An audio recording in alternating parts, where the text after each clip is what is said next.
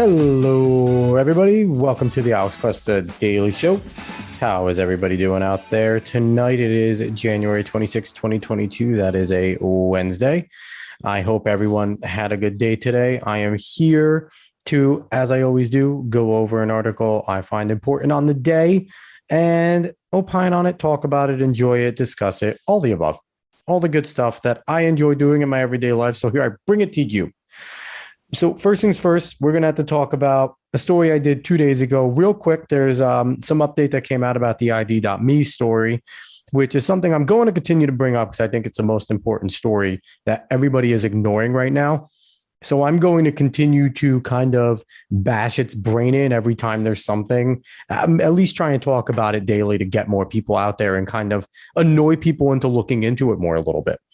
So it came out today. There was an article written today on the 26th from The Verge that ID.me does use facial recognition to match against databases. Their CEO, Blake Hall, admits he's a goddamn liar. That's all it is. He claimed to use a one-to-one database, basically matching up to a picture that you send them to another picture and you know what they see in front of them, as opposed to having a sophisticated database that searches for likenesses and everything to see if you're the person. Kind of like what you see in like the cool little detective things and like Dexter used to use. If anyone watched Dexter, where they kind of put in a few like facial recognitions and it runs, you see 1,000 people flowing, flickering in and out, quick, and it stops. 100% match, that type of thing. He was claiming they didn't use that. He came out in a LinkedIn post and said that they use that exactly. It use it to the selfies. They tied to government programs that are targeted by organized crime, prevent prolific identity thieves and members of organized crime from stealing identities, innocent victims in mass. So essentially, he said that I lied to you so that my secret didn't come out to keep you safer. So he's willing to lie in the name of safety. So we know he's a stand-up guy. He's really somebody I want to trust with my identity and government things going on. So yeah, I don't want to branch too much into that because I don't want to go over that article again. I already just did something on that. So I don't want to bring that back completely, but I do want to keep it in the air because it's extremely important. ID.me, public-private partnerships, really look into it. Not a good thing. We're about to have digital passports. Don't worry about vaccine passports anymore. It was a smokescreen from the beginning. Digital passports are the worry, and they are here. Know about them. Maybe we're not too late to kind of push back on them. All right. So with that, I'm going to get into the article of the day. It's an article from the Post Millennial, and it was written by Libby Emmons. And the title is Biden's DOJ recommends lesser sentence for arsonist who killed a man because he lit the blaze for Black Lives Matter.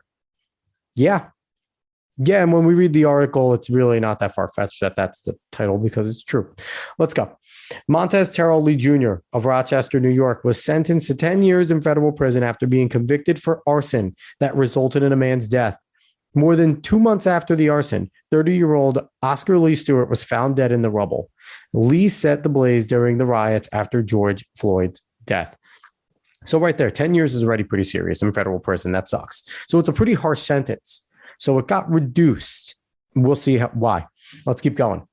While sentencing guidelines indicate that Lee should have been incarcerated for over 200 months, that's a little bit over, that's 16 years, closer to 17 years. So that's where that would have ended up. A memo from the U.S. Attorney's Office for the District of Minnesota at the time of sentencing recommended a lesser sentence. The U.S. Attorney stated that while quote, Mr. Lee committed a crime that cost a man his life, end quote, his motives for setting the blaze should have been taken into consideration at sentencing. Let's stop there. I'm sorry.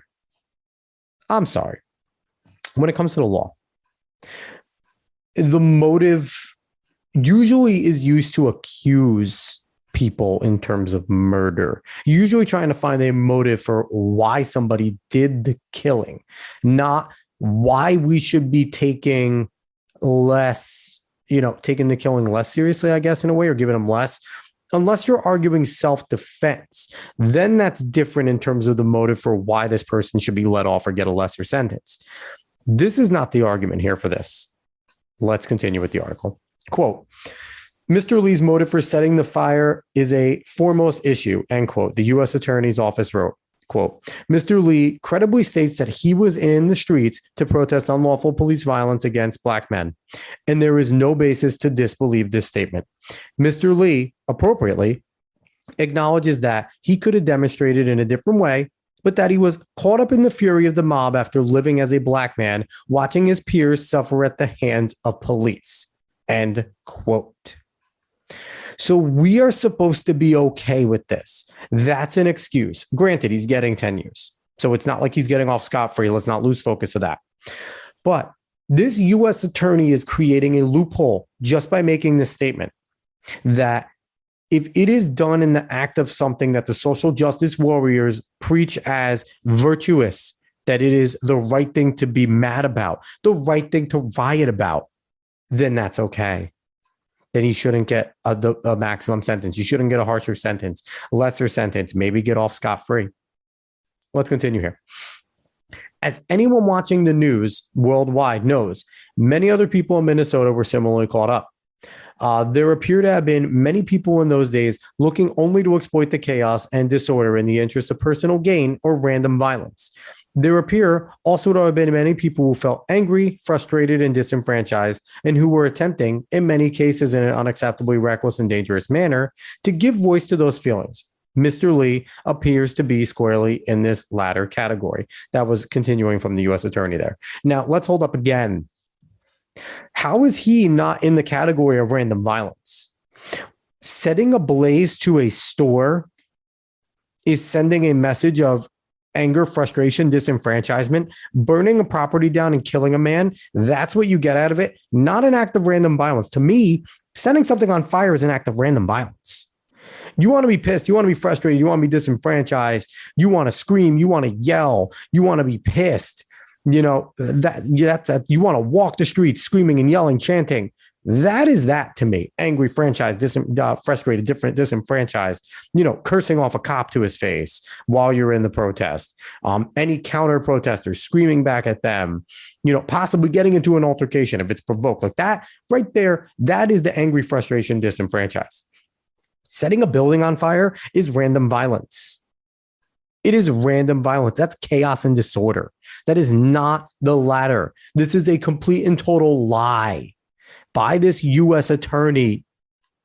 A complete and total lie. Let's continue. As such, the U.S. Attorney's Office requested a sentence of 144 months down from the recommended more than 200 months. And Judge Wilhelmina M. Wright granted the 120-month term. So, again, it is still a serious amount of time. 10 years is a serious amount of time. But this is a bad precedent. This is a bad precedent that a U.S. attorney, a federal attorney, is getting involved to talk down sentences for people that destroyed towns and killed somebody. Where does this start? Where does it stop? That's a question. I know people always make fun of the slippery slope, but where does it stop? There was a death here. There was a death of an innocent person. Just because you're doing something in the name of righteousness doesn't make it right. Islamist terrorists are doing something in the name of righteousness to their eyes. They believe they're doing it for Allah. They're doing it for martyrdom. It is not correct. Killing innocent people is never righteous. It is never correct. The Crusades were meant to be righteous. They were wrong. Just because you are doing something that you believe is correct or a group of people believe is correct for the correct cause doesn't make it right if it's a violent act. Doesn't make it right if an innocent life is lost or any life is lost. It is not right. Let's continue. Lee, along with others, set fire to the Maxit pawn shop in Minneapolis during the destructive George Floyd riots on May 28th, 2020. So stop right there. Where are the others? Where are the others? I hope it comes out that the others are getting arrested and tried too and are going to get sentenced as well.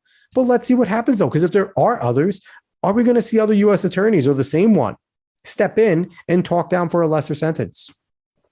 I would love to continue to follow this because Lee, along with others, so if Lee was the one that threw it and set fire, then it's his fault.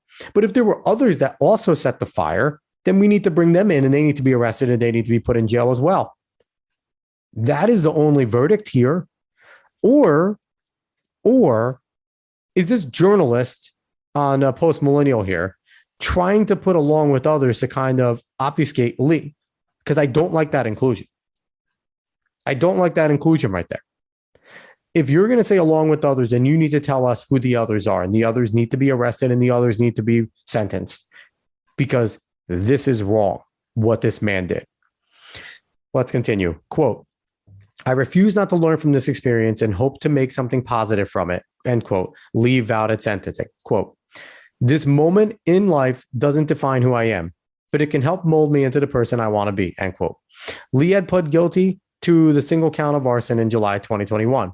On that same night, another blaze destroyed the Minneapolis 3rd Precinct building. Lee said he found the gas can that he used to torch the building inside the building. In requesting a lesser sentence, prosecutors noted a photo of Lee holding up his fist, a symbol of Black power. Quote, the raised fist Mr. Lee showed and his brazenness in committing the crime is telling. Mr. Lee was terribly misguided and his actions had tragic, unthinkable consequences. But he appears to have believed that he was, in Dr. King's eloquent words, engaging in the language of the unheard. That is the biggest crock of bullshit I've ever seen. Just because he's showing a Black power sign, which I must say is not a Dr. King thing. Black power is a Black Panthers thing. Black power is more closer to Malcolm X, not Dr. King. So using Dr. King's words, listen, we praise Dr. King as a patron saint for some of his quotes. He had certain things in there that were also set radical as well. He was not always on the completely and totally righteous side. Every man has flaws. Dr. King was more good than bad, but he has flaws. We all do. None of us are perfect. But to misuse this quote as a way to get him off and try and put the Black power fist in the air to represent what Dr. King was preaching is wrong.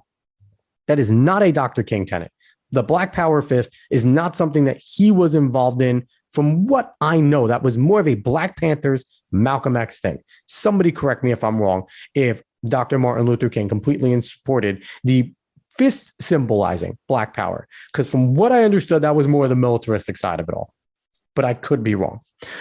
But overall, the moral of the story here is we're living in an upside down world. We're living in a world of Herbert Marcuse's repressive tolerance. And what that essentially says is tolerate things that go on from the left, to completely untolerate anything from the right. That's what it is. And we're seeing that here in the attempt of the U.S. attorney. He's trying to preach sympathy for a man that recklessly set fire to a building, killing an individual. The motives, what he believed he was doing, the righteousness of it does not have a factor, should not have a factor in the law. Like I said, motive for death should only be considered in the term of self-defense, a la Kyle Rittenhouse.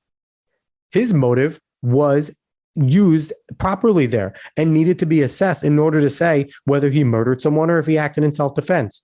Here, the motive of rioting for a righteous cause and happening to kill people because I did property damage by setting a place on fire, which is dangerous, extremely dangerous. Lucky it only killed one person. Honestly, sad that that person died. That's tragic, but it's fortunate no one else got caught up in it, or that no other buildings got caught up in it. But to say that this person deserves a lesser sentence because what they were doing was righteous and they were angry and they were doing it for the right cause, and then quoting Dr. King, absolutely terrible. Absolutely terrible. So this is something we need to keep track of. Because if Libby Emmons ever gets a hold of this, if you know who, along with others, who the others are that helped him burn this place down and kill a man, please put their names out there. We need to know who, along with others, are. Because if there truly were others that burned down that building, they need to be joining Lee behind bars. If there were not, and he's the only one, then we need to get rid of that sentence because it takes away Lee's accountability here. And that's the last thing we need to do. People need to be held up more accountable for their actions and things that they're doing, not less. All right. So that is the end of this episode. I hope you guys enjoyed that article there. I'm going to continue to bring it here. You guys are going to be able to get a double dose here today. Hopefully you either are going to listen to the Alex Cuesta show or have already listened to the Alex Cuesta show and now piled on with the Alex Cuesta Daily Show because you can't get enough of me. Hopefully you did that and you're supporting us in every which way. You're liking, sharing, following everything here that I'm doing. You're subscribing wherever you can. You're rating 5 stars wherever you can. And you're telling people about us. I'm very proud of the work that I'm doing right now. I truly enjoy reading through all the articles and coming to you and bringing my opinion and talking about these articles and reading them in full. The one about the IDME was so long, ID.me was so long. So I read it in full. It was a long form article. It wasn't a quick article, but I read these in full for a reason because a lot of places don't read them in full. And then they get accused of taking things out of context. I read them in full so they're all in context. Yes, I jump in with my opinions, I opine, but I'm reading you word for word what goes on. Sometimes I suck at reading and I miss a word, sorry. But I am reading you word for word. So that's the goal here. That's the point. I hope everybody enjoys what I'm doing. I'm going to continue doing it. And you should be getting a double dose here. Alex Cuesta Show, always featuring my brother David there. So that's what you're going to get. I really hope everybody enjoyed this episode. I know I did. I didn't enjoy the premise of it because I think it's kind of fucked up, but I enjoyed doing it because it's fun to do. So again, everyone, I really appreciate you all for listening. I will talk to everybody tomorrow. Have a good one.